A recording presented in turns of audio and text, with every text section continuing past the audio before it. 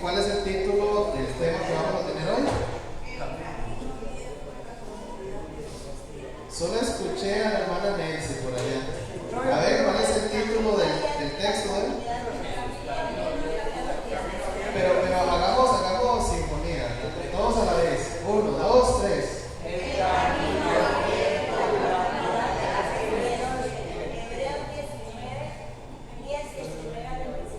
Así es. Bueno, ¿les suena el título? ¿Me llama la atención?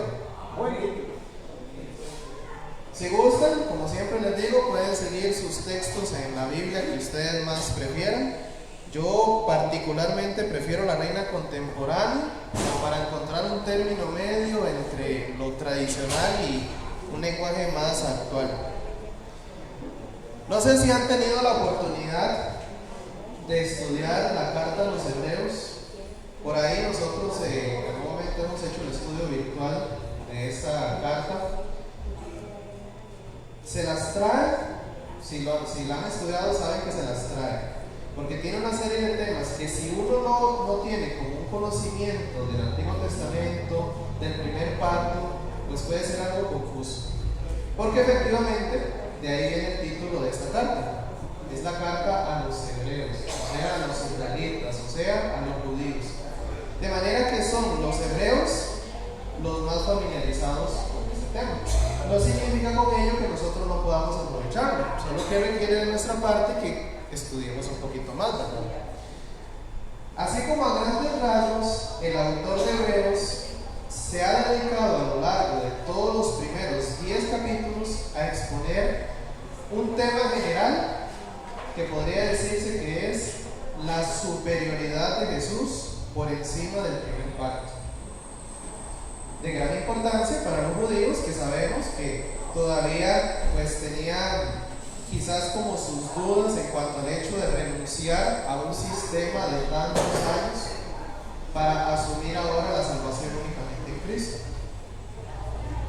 Así que el autor desde el primer capítulo, ustedes pueden ver ahí en el versículo 1, 2, dice que Jesús es por medio del cual Dios sustenta la creación, lo pone como superior a los ángeles, superior a Moisés, superior a Josué, y luego también viene a presentarlo como un sumo sacerdote por encima de cualquier sumo sacerdote terrenal.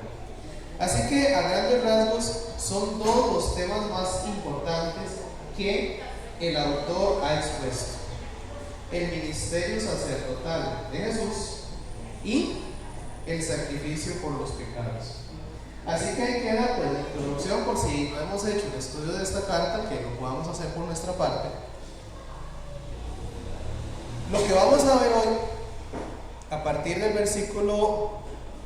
capítulo 10, versículo 19, es, por decirlo así, la conclusión a la que quiere ir el autor. Y sobre todo quiere hacer una conclusión práctica.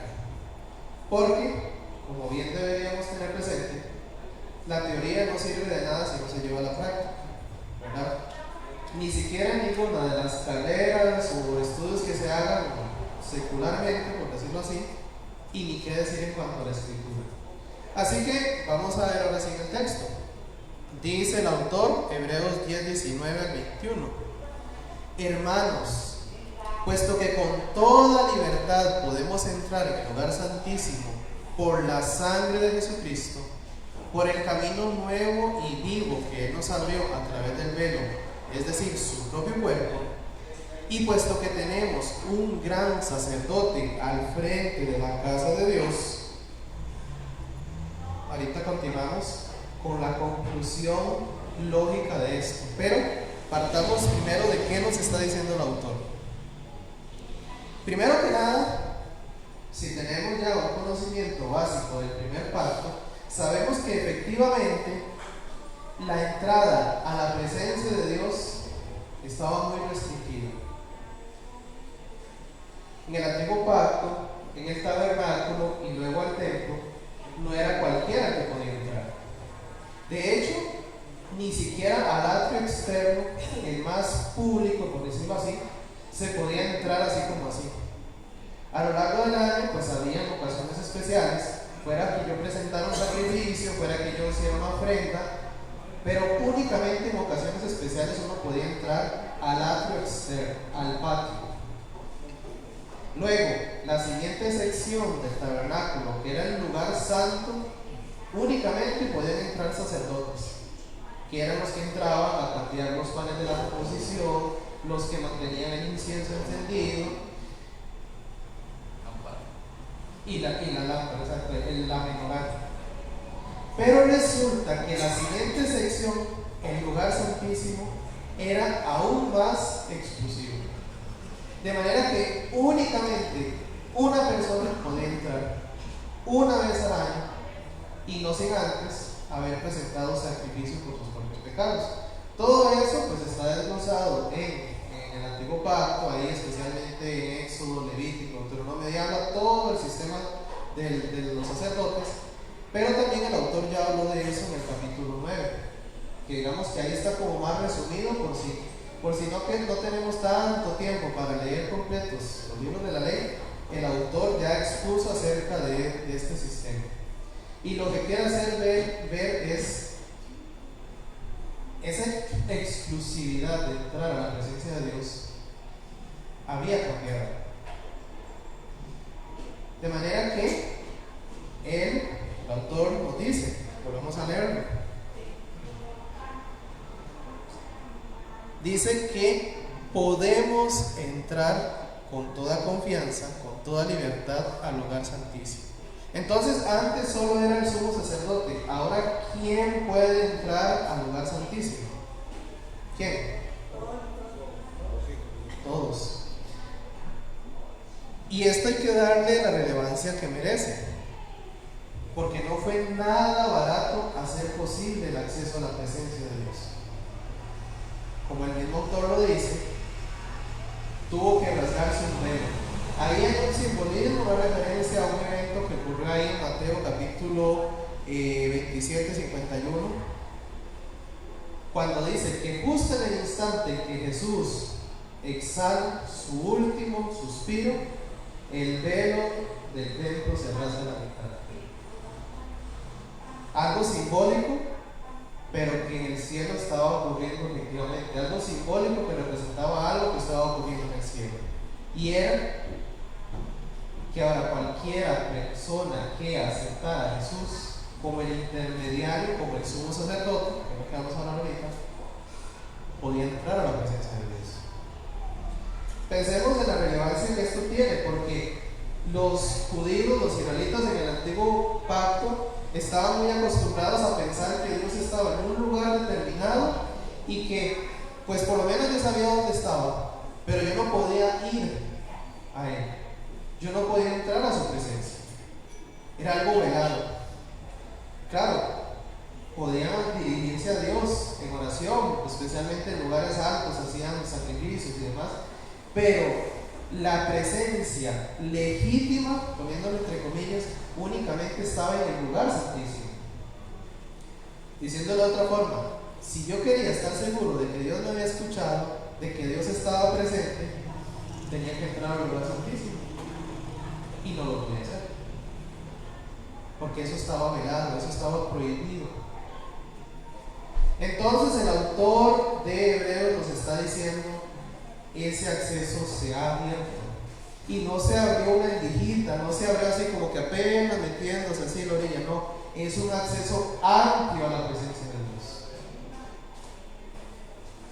Pero fue costoso, costó la sangre de Cristo, costó la vida del Hijo de Dios, para que nosotros ahora con toda confianza podamos entrar a la presencia de Dios y estar seguros de que estamos en su presencia. Nosotros lo damos por sentado porque estamos muy acostumbrados a ello, ¿verdad?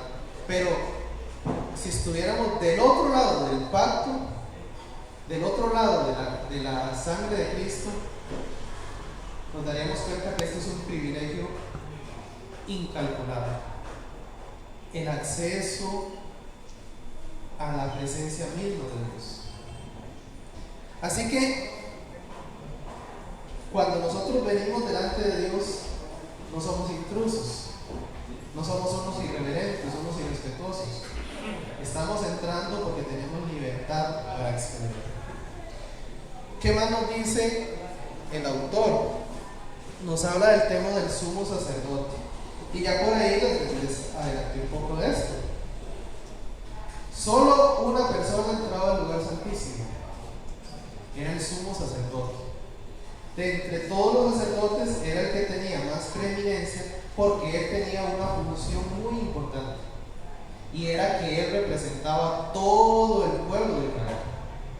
Así que en ese día, el día de la expiación, que se describe ahí en Levítico capítulo 16, en ese día en especial, todo Israel estaba concentrados en lo que ocurría.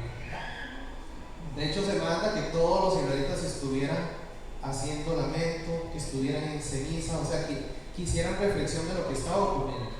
Porque resulta que era en ese día cuando el sumo sacerdote entraba al lugar santísimo presentando una ofrenda por el pecado de todos.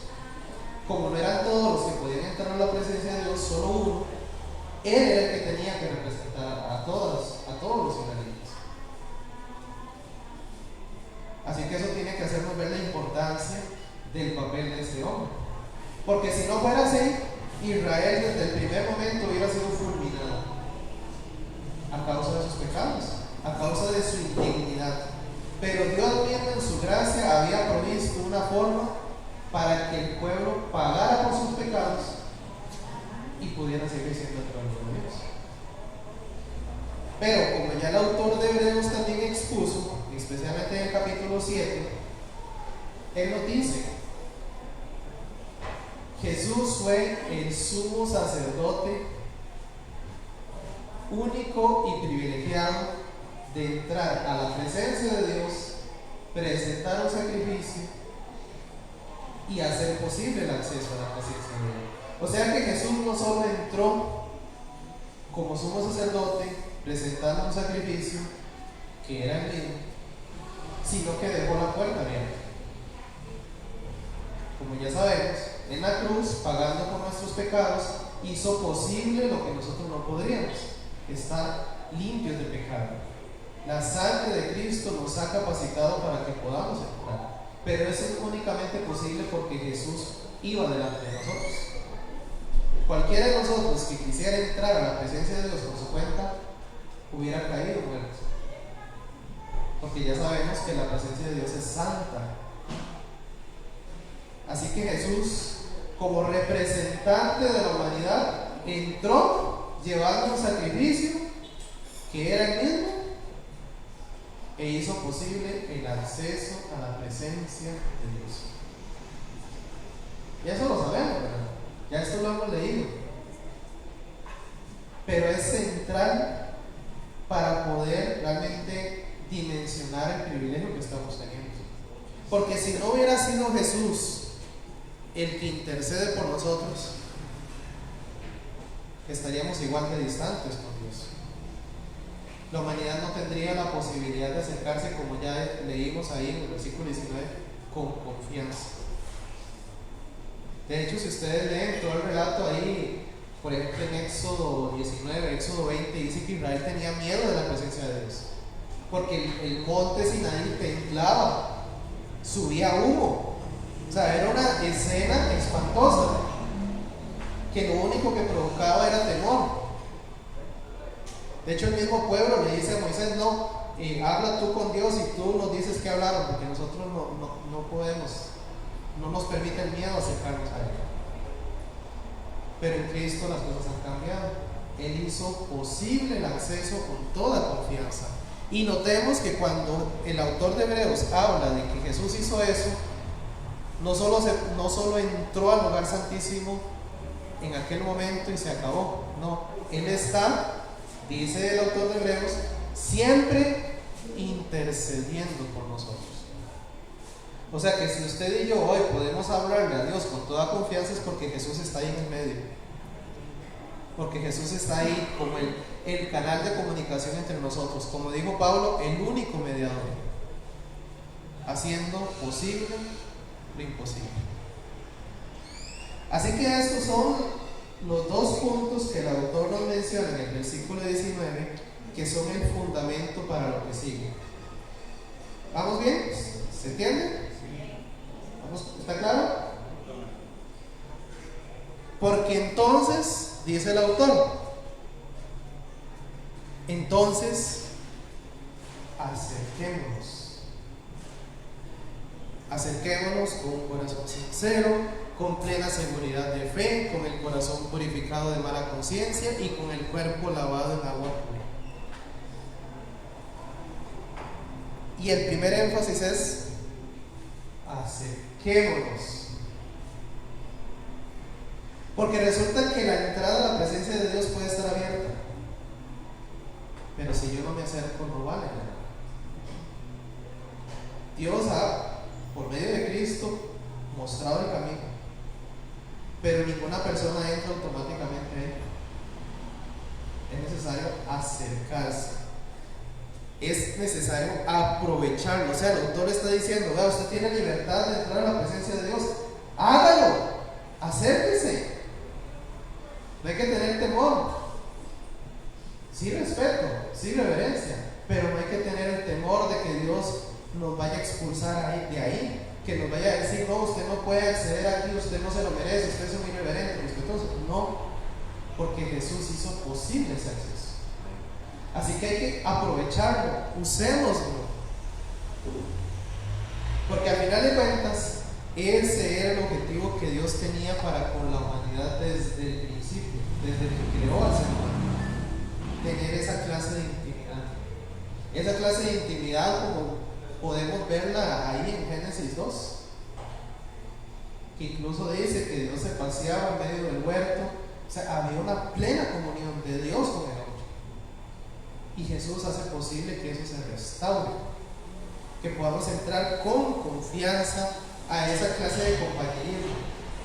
Y ojo que la intención, y tiene que quedar muy claro, la intención de Dios no es como acercarnos, como cuando uno se acerca al jefe y dice, vea jefe, es que, miras que, no sé, quería pedir vacaciones, y así como con ese nervio, con ese temor. No, es con confianza, con libertad. Como cuando cada uno de nosotros se acercaba del papá, de la mamá, y decía, mami, yo quiero esto. Y más bien a veces uno se pasaba como irrespetuoso. ¿Pero por qué? Porque es la confianza de un hijo con su padre. Y eso es lo que Jesús hizo posible para nosotros. Así que por eso el autor nos dice, acerquémonos. Ahora bien, el autor menciona algunas condiciones. Lo interesante es que esas condiciones, cuando nos analizamos bien, ya están cumplidas. Corazón sincero, en esencia, es venir con sinceridad delante de Dios, sabiendo que no le podemos ocultar nada, sabiendo que Él conoce hasta las más profundas intenciones del corazón. Entonces, venir con confianza implica saber que ya Él sabe lo que yo pienso, y que sabe lo que yo siento, y sabe mis defectos y mis carencias. Y Él todo eso lo sabía antes de darme el acceso. ¿Por qué va a ser una limitación eso? Más bien es cuando venimos a Él presentando, dice Pablo, todas nuestras ansiedades, todas nuestras peticiones, nuestros ruegos, porque Él tiene cuidado de nosotros, con sinceridad, en plena certidumbre de fe, o sea, con certeza. Porque también dice por ahí que el que se acerca a Dios tiene que creer que le hay y que es galardonador de los que le buscan. O sea, no vamos a venir con dudas ante Dios. Dios, ¿será que tú puedes hacer algo? Mira, si te queda algo de tiempo, podrías escuchar. No, con certeza de que es un Dios que nos ama, es un Dios atento y es un Dios que nos comprende. También dice que con conciencia limpia. Bueno, justamente el autor de Hebreos dice en Hebreos 9:14, la sangre de Cristo ha limpiado nuestras conciencias. De manera que ya no hay por qué venir a Dios con la conciencia acusándonos, diciendo, es que yo soy un pecador, yo no merezco estar aquí. Sí, justamente cuando éramos pecadores Cristo murió por nosotros. Así que no se trata de que yo me sienta culpable, me sienta acusado y que por eso no venga a Dios. Más bien porque necesito que Él, el limpie, plenamente de pecado, necesito aprovechar ese acceso a la presencia de Dios. Y purificados los corazones y lavados los cuerpos. Eso es como una referencia al simbolismo de los mismos sacerdotes en el primer pacto, que ellos tenían que hacer todo un proceso, un ritual de limpieza antes de entrar a servir ante Dios. Pero resulta que ya nosotros también fuimos limpiados. También el autor de Hebreos ya expuso que nosotros hemos sido purificados por medio de la sangre de Cristo. Así que el acceso a la presencia de Dios no es que yo tengo que venir y hacer todo un ritual para asegurarme que Dios me permite entrar a Él. No, Él mismo ya nos limpió, Él mismo ya nos santificó por medio de Cristo. Así que no hay un solo pero que valga, ni para nosotros, ni para ninguna persona que no haya recibido a Cristo, porque ya el camino está abierto. ¿Cuál es la condición? Acercarnos. Porque estas condiciones, en el momento en que nosotros recibimos a Cristo, se cumplen en nosotros. Entonces, el que quiera acercarse a Dios tiene la libertad de hacerlo. Aproveche el acceso con toda libertad, con toda confianza. Luego nos dice el autor ahí en el versículo 23 que parte de esto de acercarse a Dios también implica mantenerse firme y sin fluctuar. La esperanza que profesamos, porque fiel es el que prometió. En esencia, ¿qué nos está diciendo? Sigan creyendo. Lo que ya creyeron, lo que ya aceptaron en Cristo, síganlo creyendo. Y es que hay que tener presente que el autor de Hebreos está hablándole a una audiencia que se siente tentada a volver atrás, sea por persecución, sea por dudas internas, sea por inmadurez. La cuestión es que a quienes les está escribiendo se sienten tentados a abandonar la fe en Cristo y regresar al sistema levítico. Y por eso es que él está haciendo énfasis en que eso no tiene sentido. Y aunque es un tema, no es el tema primordial de esto que estamos viendo hoy, pero sí es importante tener presente que el autor de Hebreos constantemente está haciendo una exhortación a que nos mantengamos firmes. En el famoso tema de la salvación, ¿se pierde o no se pierde? Esta carta es muy importante, porque el autor constantemente habla: estén atentos, presten atención. Por ahí en el capítulo 2, versículo 1 dice: retengan firme la profesión de su fe, no sea que nos deslicemos, dice él. Y así varias veces lo menciona en el capítulo 4, por ahí el capítulo 6, y de nuevo aquí lo vuelve a mencionar. ¿Qué está diciendo el autor? ¿Es posible que uno deje de creer? No que Dios nos rechace, no que Dios diga: bueno, llegó un momento en que ya usted no se lo merece y ahora sí se lo va a quitar. No, porque fue por gracia. Pero sí es posible que yo rechace esa salvación, que yo rechace todo lo que Dios me ha dado a causa de la incredulidad, a causa de la dureza del corazón. ¿Y eso cómo ocurre? Dejando de creer, dejando de estar, como a veces les decimos, rumiando lo que hemos recibido. Eso ocurre cuando uno se conforma y dice: ya yo sé lo que es suficiente.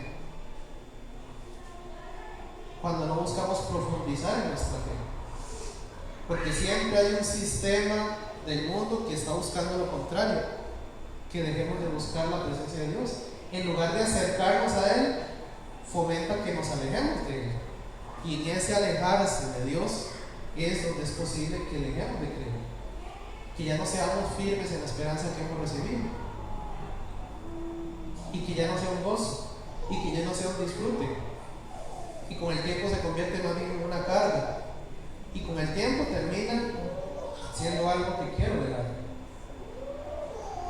el apartarse de la fe, lo que significa la palabra apostasía, no ocurre de un día al otro. Nadie abandona la fe de un día al otro. Es un proceso en el cual dejamos de mantenernos firmes y sin fluctuar. Descuidamos aquello que nos permite mantenernos enfocados en el Señor. Así que ese es el llamado del autor, que si no queremos que nuestra fe y nuestra esperanza se debiliten, hay que afirmarlo para que la corriente del mundo no nos haga dudar y llegar a estar en una posición en la que digamos: sí, yo sé lo que dice la Biblia, que Jesús murió por mí, pero yo eso no lo necesito. De hecho, en los versículos que siguen, del 26 en adelante, del 26 en adelante, es cuando dice: ya no hay sacrificio por los pecados. El que deja de reconocer a Cristo como su Salvador, ya Jesús no va a volver a morir por nosotros. Y incluso el versículo 31 es donde dice: y horrenda cosa es caer en las manos del Dios vivo. Así que valga este versículo para hacernos ver esto. Y por eso, entonces, el autor ahora dice: bueno, ¿cómo podemos ayudarnos a mantenernos firmes y sin fluctuar? Y entonces introduce uno de los recursos más valiosos, pero quizás más menospreciados en nuestras vidas de creyentes. Recursos para crecer en la fe y en la convicción. Versículo 24: considerémonos unos a otros para estimularnos al amor y a las buenas obras. ¿Ven por qué es tan importante ver todo el trasfondo de un versículo? Porque a veces agarramos el versículo 25 solo para andar atacando y decir: mira todos los que se dejan de congregar y así, y en un moralismo. Aquí hay una razón, aquí está la razón de peso de por qué es tan importante el congregarnos, el vernos, el compartir, el fraternizar. Porque es un regalo que Dios nos ha dado para mantenernos firmes y sin fluctuar en la esperanza que Él nos ha dado. Así que, como podemos ver, parte de acercarnos a Dios con confianza y parte de mantenernos en esa confianza está en considerarnos los unos a los otros. Vean qué importante, porque resulta que el autor de Hebreos nos está diciendo que nuestra relación con Dios, esa relación personal mía con el Señor, está determinada también por mi relación con los hermanos.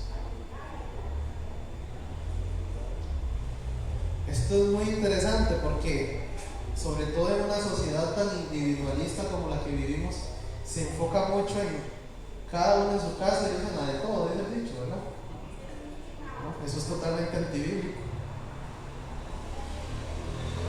Mi relación personal con Dios no es problema solo mío.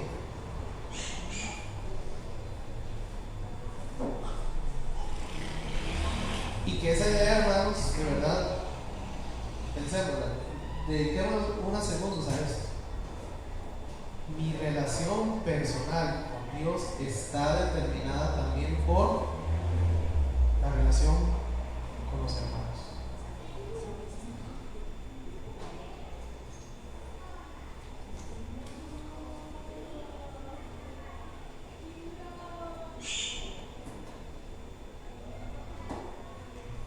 Ahora sí, tengo su atención. Va de nuevo. Nuestra relación personal con Dios está determinada por, ¿qué dice? Mi relación con nuestros semejantes, con nuestros hermanos. No es problema solo mío, es problema de todos. La palabra estimularnos en el griego básicamente tiene que ver con la idea de incitar. No sé si han tenido la experiencia, ojalá que no, de haber estado delante de un toro ahí muy bravo el toro por sí solo puede estar muy tranquilo, pero si usted empieza a hacer bulla, ¿qué está incitándolo? Está provocándolo. Entonces, cuando se le viene encima es lógico, porque usted lo provocó. Por ahí va la idea del concepto de estimular. Implica que usted incite, provoque. Vean que no es solo una insinuación, no es solo como de aquí de lejitos. No, es que usted está ahí encima. Ajá, con un perro también. Usted lo puede provocar hasta que se le tire encima. Pero no se le va a tirar por sí solo. Usted lo incitó. Esa es la idea de la palabra estimularnos. No es solo como que yo le diga al hermano, busque a Dios. No. ¿Cómo hago yo para incitarlo? Es, Juan Carlos, acérquese a Dios. Ahí en su Biblia, ahí está Dios, acérquese. ¿Tiene más efecto eso a que yo solo le diga por aquí? Juan Carlos, vean, es una Biblia esto. Tiene más sentido, tiene más efecto, ¿sí o no? Y puede ser más incisivo, más bien puede ser más. Puede ser que yo agarre a Juan y le diga, Juan, después del culto podemos ir y podemos conversar juntos porque quiero decirle lo que Dios dice para usted. ¿Creen que tenga aún más efecto de que yo solo lo hable aquí? ¿Sí o no?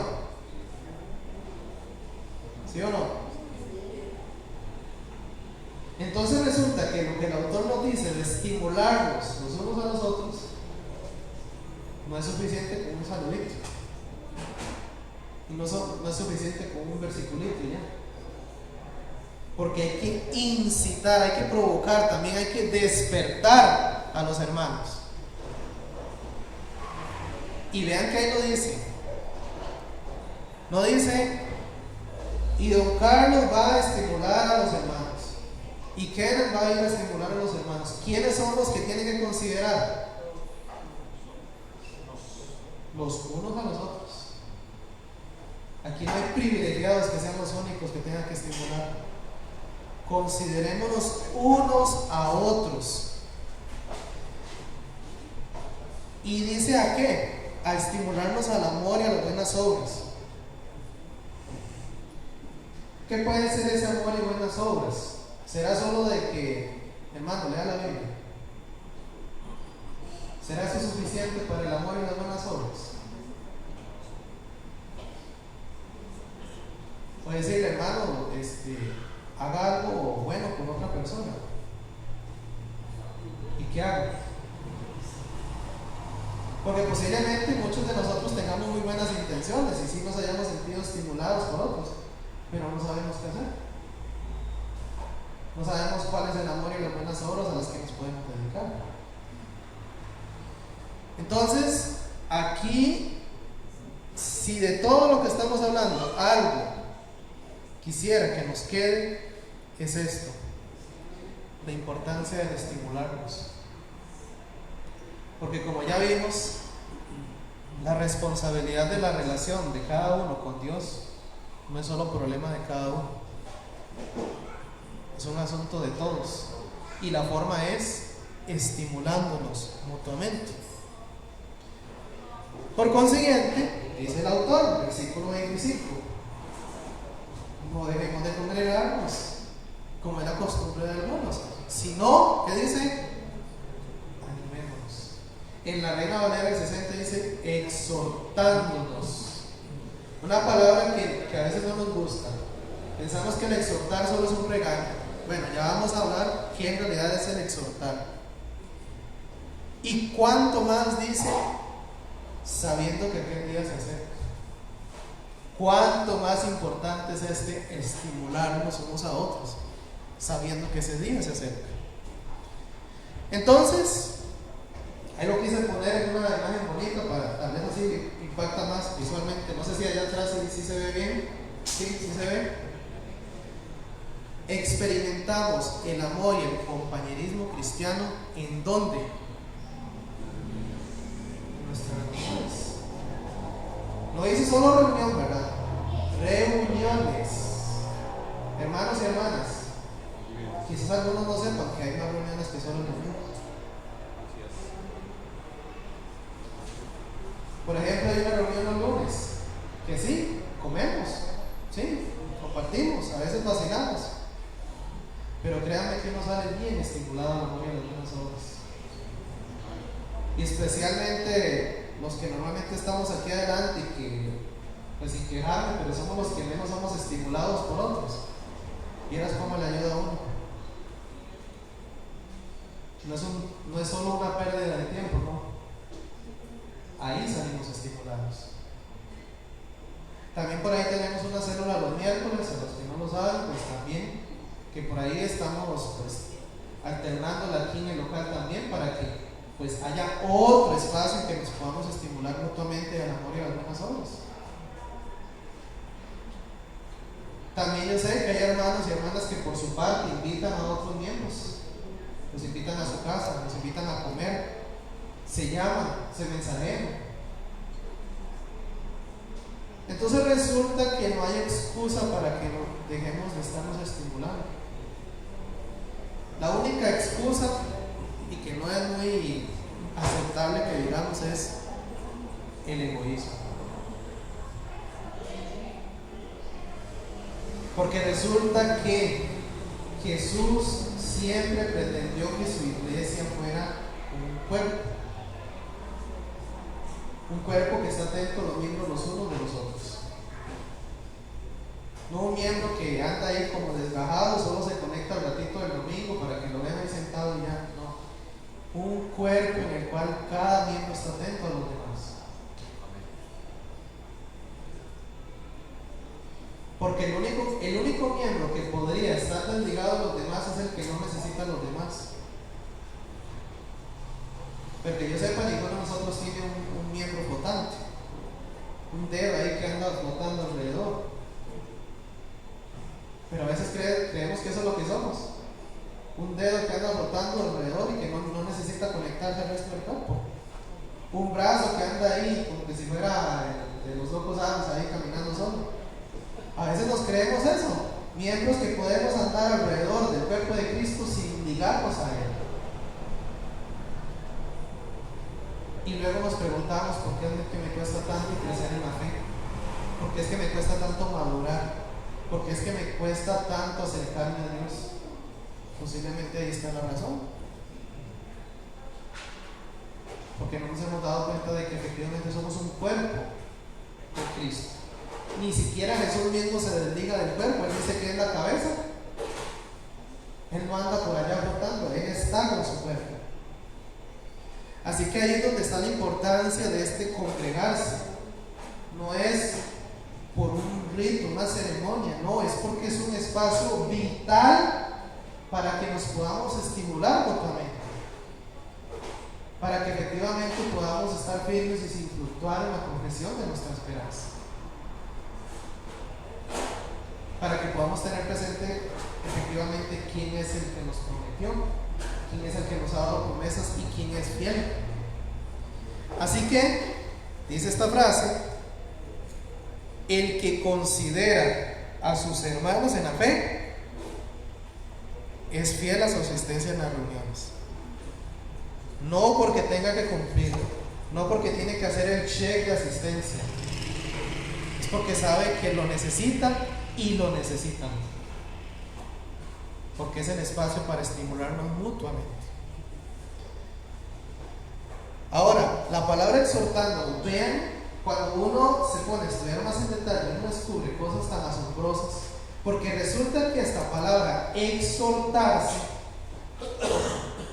viene de una raíz en el griego que es la misma raíz que en el Evangelio de Juan, capítulos 14, 15 y 16, se traduce como el Consolador, aquel que Jesús dijo que enviará para que esté con nosotros y en nosotros. Es la misma raíz, exhortar y consolador.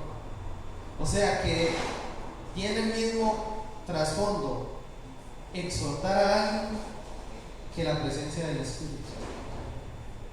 Diciéndolo de otra forma, cuando nosotros estamos exhortando a alguien, estamos siendo instrumentos del Espíritu Santo en la vida de esa persona. estamos haciendo un rol que el Espíritu Santo nos está privilegiando.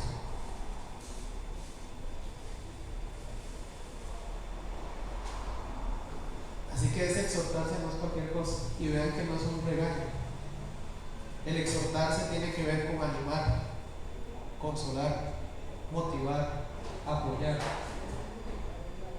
Todo lo que el Espíritu Santo hace por nosotros es exhortarnos. Y sí, a veces sentimos como que Dios nos regaña y sentimos que Dios nos habla y nos dice, no, así no. Sí, es cierto. Pero también el Espíritu, ¿cuántas veces nos hace sentir amados por Dios? ¿Cuántas veces el Espíritu Santo nos confronta por medio de la Escritura? ¿Cuántas veces el Espíritu Santo nos recuerda verdades que estamos necesitando cuando nos sentimos solos, nos sentimos tristes, nos sentimos en dificultades?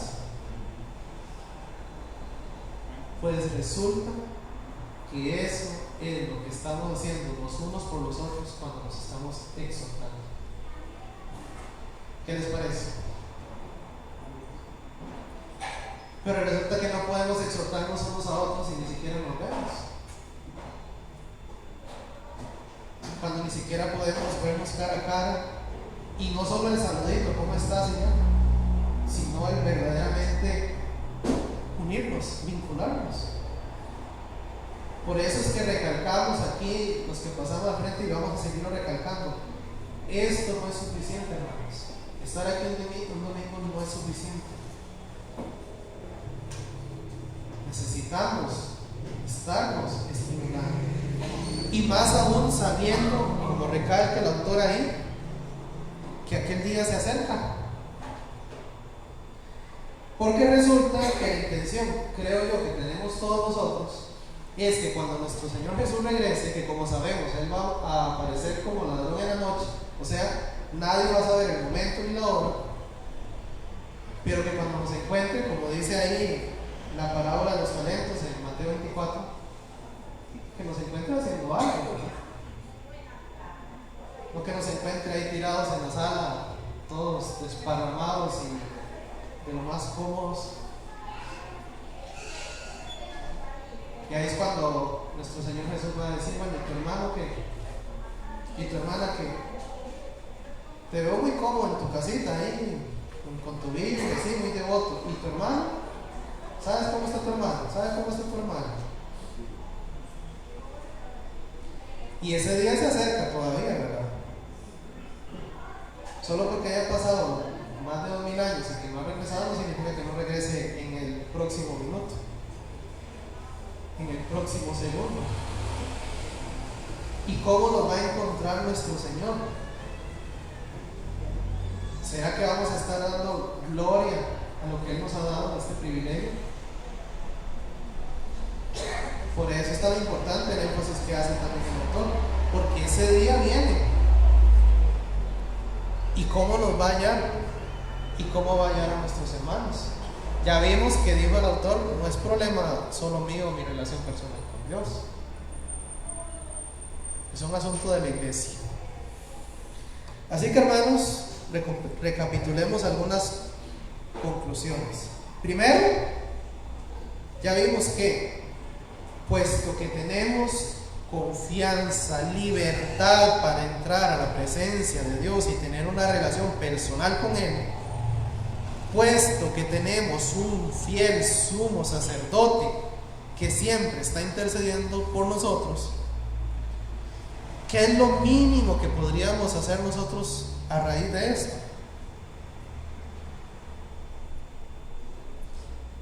Primero, reunirnos con propósito. Que nuestras reuniones no sean para salir del paso, que nuestras reuniones no sean porque ya cumplí, porque es lo que hago todos los domingos. La intención de las reuniones tiene que ser animarnos, consolarnos, motivarnos, exhortarnos. No una costumbre, no una tradición. Que si yo estoy presente un domingo, o un lunes, un miércoles, un jueves, un sábado, el día que estemos reunidos, que no sea por el hecho de estar ahí, que sea porque si estoy ahí es porque estoy estimulando a otros y los otros me van a estimular a mí. Que sea con intención, no por solo estar ahí. E incluso Hermanos y hermanas, yo les aseguro que si alguno propone un espacio aparte de los que ya están, nadie le va a regañar, nadie le va a decir que se está atribuyendo algo que no le corresponde. Cualquiera de nosotros tiene la libertad de crear espacios para que podamos estimularnos mutuamente, pero siempre que sea con propósito, con una intención, que sean espacios para estimularnos. ¿Cómo podemos hacer para estimularnos mutuamente? Pues yo creo que todo parte con el levantarse de la silla y buscar, acercarse. Busquemos a alguien con quien orar, busquemos a alguien con quien compartir una reflexión bíblica. Pero incluso podemos ir más allá. Podemos sentarnos con alguien a escucharle y preguntarle con verdadero interés: ¿cómo está tu vida? ¿Cómo te sientes con Dios? ¿Cómo está tu matrimonio? ¿Cómo está tu relación con tus hijos? ¿Cómo te está yendo en el trabajo? ¿Cuáles son los retos espirituales que tienes? ¿Cuáles son las tentaciones que más te aquejan? Ya eso requiere más intencionalidad, pero creo que ninguno de nosotros se va a sentir mal de que alguien demuestre que realmente le interesa a ti.